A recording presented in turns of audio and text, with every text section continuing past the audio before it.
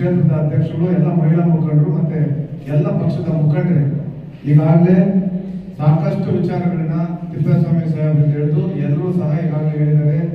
ದಾಸ ಶ್ರೇಷ್ಠ ಪರಮ ಪೂಜ್ಯ ಕನಕದಾಸರ ಏನ್ ಜಯಂತಿ ಅಂತ ಇವತ್ತು ಅವರು ಜೀವನ ಪರ್ಯಂತನೂ ಸಹ ಹೋರಾಟ ಮಾಡಿರ್ತಕ್ಕಂಥ ಜಾತಿ ವ್ಯವಸ್ಥೆಗಳು, ಮೂಢನಂಬಿಕೆಗಳು ತಟ್ಟತುಲಿದಾಗ ತಮ್ಮ ಭಕ್ತಿ ಮತ್ತು ಶ್ರದ್ಧೆಯಿಂದ ಭಗವಂತನನ್ನ ಒಲಿಸ್ಕೊಂಡಿದ್ದವರು ಕನಕದಾಸರು. ನಮ್ಮ ಕೀರ್ತನೆಗಳ ಮೂಲಕ ಸಮಾಜದಲ್ಲಿ ಅನಿಷ್ಟ ಪದ್ಧತಿಗಳು, ಕೆಟ್ಟ ಸಂಪ್ರದಾಯಗಳು ನಿರ್ಮೂಲನೆ ಜೀವನದುದ್ದಕ್ಕೂ ಶ್ರಮಿಸಿದವರು ಕನಕದಾಸರು.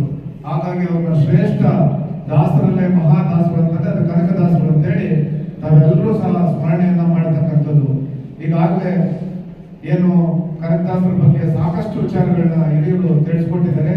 ಆದ್ರೆ ಸಾಕಷ್ಟು ಮಹನೀಯರು ಇವತ್ತೇನು ಕನಕದಾಸರು ಇರ್ಬೋದು, ಸ್ವಾಮಿ ವಿವೇಕಾನಂದ ಇರ್ಬೋದು, ಅಥವಾ ವಾಲ್ಮೀಕಿ ಅವರು ಇರ್ಬೋದು, ಅಥವಾ ಕೆಂಪೇಗೌಡರು ಇರ್ಬೋದು, ಇವತ್ತು ಏನಾಗಿದೆ ಅಂತಂದ್ರೆ ನಾವು ಯಾವುದೋ ಒಂದು ದಿವಸ ಒಂದು ಜಯಂತಿಗಳು ಬಂದಂತ ಸಂದರ್ಭದಲ್ಲಿ ಅವರ ಜಯಂತಿಗಳಿಗೆ ಏನೋ ಒಂದು ಪಕ್ಷದ ಕಚೇರಿ ಇರಬಹುದು ಅಥವಾ ರಾಜ್ಯ ಸರ್ಕಾರದಿಂದ ನಡೆಸ್ತಕ್ಕಂಥ ಒಂದು ನಮ್ಮ ವಿಧಾನಸೌಧದಲ್ಲಿ ಬ್ಯಾಂಕೆಟ್ ಅಲ್ಲಿ ಒಂದು ಕಾರ್ಯಕ್ರಮ ಮಾಡಿ ಅವತ್ತು ಒಂದಷ್ಟು ಸಿಹಿ ಹಂಚಿ ಚಪ್ಪಾಳೆ ತಟ್ಟಿ ಹೋಗ್ತಕ್ಕಂಥದ್ದು ಲೋಕ ರೂಢಿಯಾಗಿದೆ.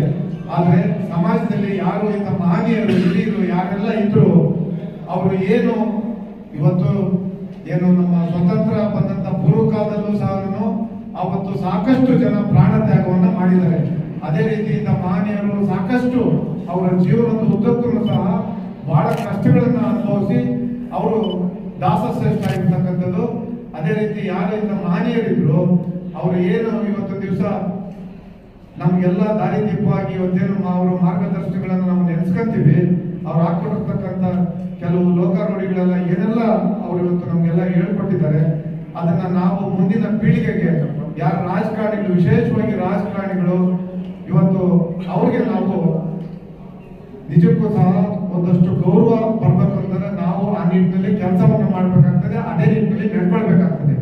ಯಾಕೆ ಅಂತಂದ್ರೆ ನಾವೆಲ್ಲ ನೋಡ್ತೀವಿ. ನಾನು ಹೋದ ಜಯಂತಿಯಲ್ಲೂ ಸಹ ಹೇಳಿದ್ದೆ, ನಾನು ಏನಿವತ್ತು ಜಯಂತಿಗಳು ಬಂದಂತ ಸಂದರ್ಭದಲ್ಲಿ ಯಾವುದೇ ರಾಜ್ಯ ಸರ್ಕಾರಗಳು ಆ ಜಯಂತಿ ದಿವಸ ಇವತ್ತು ರಜೆಯನ್ನ ಘೋಷಣೆ ಮಾಡ್ತಕ್ಕಂಥದ್ದು ಒಂದು ಏನೋ ಒಂದು ಅದು ಆ ಜನಾಂಗಕ್ಕೆ ಅಥವಾ ಒಂದು ಸಮುದಾಯಕ್ಕೆ ನಾವು ಕೊಡುಗೆಯನ್ನ ಕೊಟ್ರಿ ಅಂತೇಳಿ ರಾಜ್ಯ ಸರ್ಕಾರಗಳು ಮಾಡ್ತಾ ಇದ್ದೇವೆ.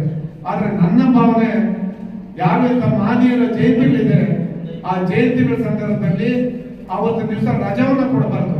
ಅವ್ರ ಹೆಸರಿನಲ್ಲಿ ಇನ್ನೂ ಒಂದು ಅರ್ಧ ಗಂಟೆನೋ 1 ಗಂಟೆನೋ ಹೆಚ್ಚು ಕೆಲಸವನ್ನ ಮಾಡಿ ಅವ್ರಿಗೆ ಹೆಚ್ಚು ಗೌರವ ತಂದುಕೊಡಂತ ಕೆಲಸವನ್ನ ನಾವು ನೀವೆಲ್ಲ ಸೇರಿ ಮಾಡಬೇಕು ಅಂತ ಹೇಳಿ ನನ್ನ ಒಂದು ಅಭಿಮತ. ಹಾಗಾಗಿ ಮುಂದಿನ ದಿನಗಳಲ್ಲಿ ರಾಜ್ಯ ಸರ್ಕಾರಗಳು ಸಹ ಆ ನಿಟ್ಟಿನಲ್ಲಿ ಯೋಚನೆ ಮಾಡಿ ಇವತ್ತು ದಿವಸ ನಮ್ಮ ಪಕ್ಷದ ಎಲ್ಲ ಮುಖಂಡಗಳಿದ್ದೀರಿ. ಏನಿವತ್ತು ದಾಸಶ್ರೇಷ್ಠರು ಇವತ್ತು ನಾವೇನು ಪಕ್ಷದ ಕಚೇರಿಯಲ್ಲಿ ಪ್ರತಿ ವರ್ಷ ಆಚರಣೆ ಮಾಡ್ತೀವಿ.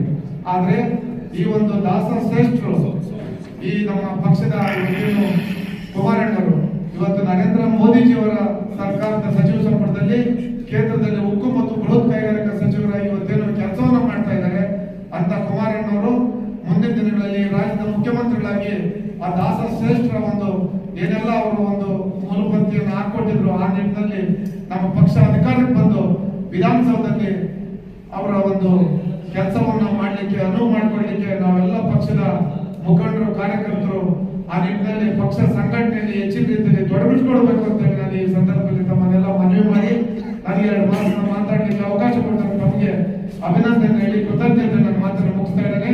ಜೈ ಹಿಂದ್.